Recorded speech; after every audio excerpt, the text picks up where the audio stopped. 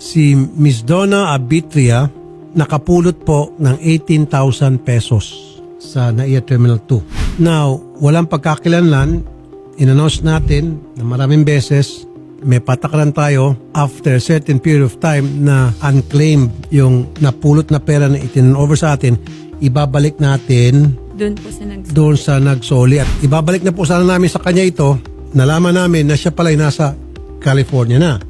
So sabi niya, yung 18,000 na yan, i-donate nyo na lang yan kung sinong karapat-dapat na mabigyan ng donation na yan.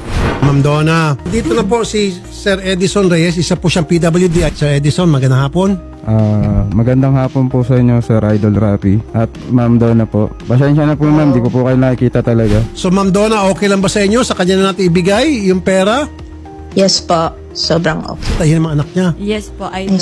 Sir, itong 18,000, pamasahin niyo po at para sa school supplies. Opo, sir. Tapos bibili na rin po ng mga pangailangan po sa bahay po, sir. Ano pang trabaho niyo pala dito, sir? Bali, namuhan ako sa kaibigan ko. Sa bahay din lang po, sir. All around ako doon, sir. Kung depende, pagugasin niya ako, pagsaingin. Tapos ginagawa yung bahay niya, tumutulong ako mag-akot ng semento, hollow block. Tingnan niyo to si sir, oh.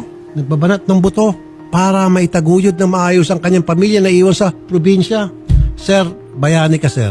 Salamat po, sir. Salamat. Ito lang gawin ko, sir. Para may tulong din ako sa iyo, tatapatan ko tong 18,000. Maraming So maging salamat po, sir. 36. Nakita po namin yung bahay nila na gano'ng talagang sako-sako lang po ang nakatrapal.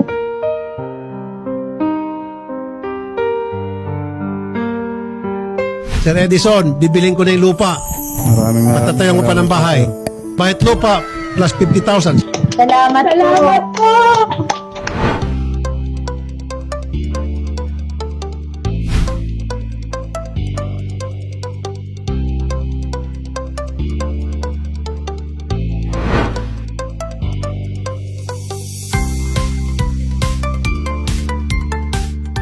Ito, malapit na tayo. Naririnig mo na ba yung mga boses ng Okay, narinig ko na nga pare.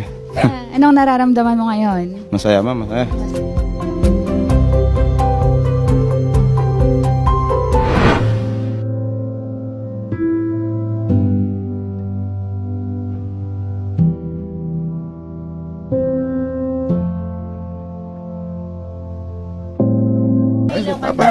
Papa, ito na Papa. Ano naman? Pangako ni Papa, di ba? Sabi ko sa'yo, magtiwala ka lang kay Papa na tiwala ka lang kay Papa na. Kanina ka pa? Hindi pa hinintay si Papa? Si Maxine na. Ay, meron. Ayan o, si Maxine. Ay, na. Ganso. Huwag na umiyak. Dami yung binili si Papa. May bag yan na. Bag kompleto gamit ng buhay-buhay. Gari ko mabuti na ka. Dito na si Papa nak. Di naaalis si Papa nak. Tsaka yung pangarap natin nak. Bahay, lupa nak. Nangyari na yun nak. Hindi na tayo nakikitirahan nak. Ginawa ni Papa ng paraan niya nak. Para kayo nak. Kasi mahal na mahal ko kayo nak eh. Ano, umiyak na kayo. Kaya natin nak. Kayo na lang yung meron ako nak eh. Lakas na. Babawi si Papa. Hindi na kayo iiwan ni Papa. Basta tutulungan niyo ako. Wala na talaga akong makita na. Kayo magiging mata ko ngayon nito ba? Kapatid mo. Maxine, alagaan ninyo yan.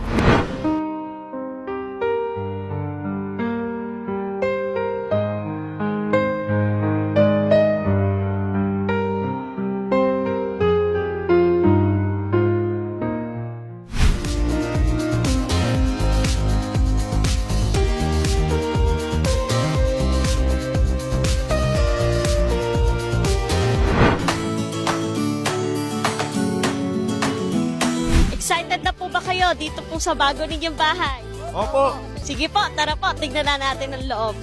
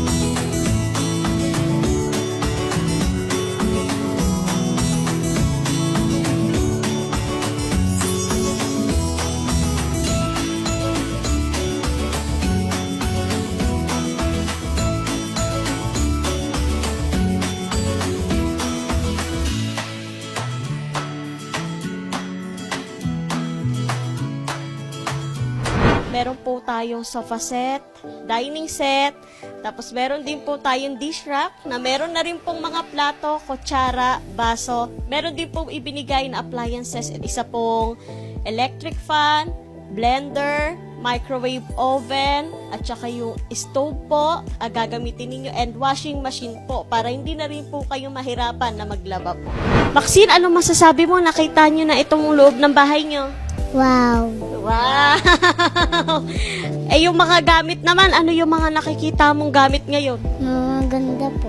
Ano yung pinaka-favorite mo na gamit? TV. TV! Mahilig ka ba manood? Po. O ayun, maganda na yung TV ninyo. Ano masasabi mo kay Senator? Thank you po. Wala ako mapaglagyan ng tuwa. Sobrang galak, happy. Talagang masasabi ko, isa na siguro ako sa milyong-milyong tao na talagang nabiyayaan ng ganito. Sobrang laki na hindi ko naman nakalain. Siyempre, pumila lang naman ako. Blessing. Kumbaga, parang panaginip pa rin hanggang ngayon sa akin, mas lalo na nandito na ako, na talagang parang dream come true ko talaga to nung paman.